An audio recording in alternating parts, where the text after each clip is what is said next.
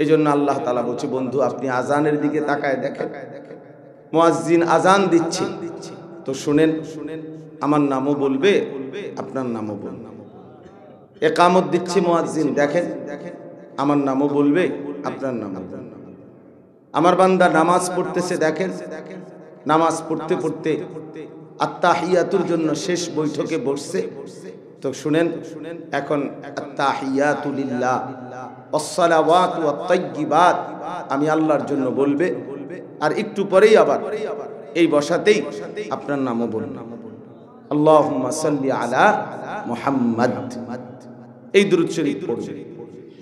আল্লাহ তাআলা বলেন, বন্ধু ওই যে কবরে দেখেন, এবার মাটির নিচে মুনকার নাকির আমার দুই ফেরেশতা আমার বান্দাদেরকে প্রশ্ন করছে কবরে, তো সেখানেও দেখেন, আপনি খেয়াল শুনেন যে সেখানেও আমার কথাও জিজ্ঞেস করবে, আপনার কথাও জিজ্ঞেস করবে। তার মানে সর্বত্র জমিনে জমিনের নিচে একেবারে ঊর্ধ্বে আল্লাহ তাআলা বুঝাইছেন, যেখানেই আমার আলোচনা সেখানেই আপনার আলোচনা।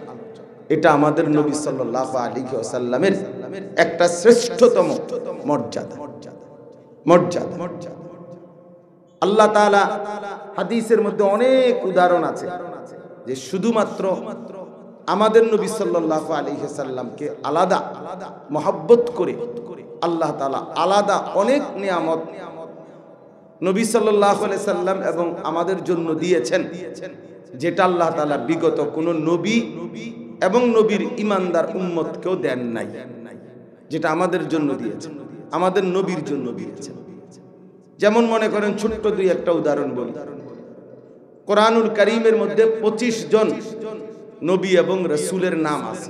কতজন? এই নবীদের মধ্যে আল্লাহ তাআলা সব বিভিন্ন নবীকে বিভিন্ন কথা বলার জন্য ডাক দিয়েছেন।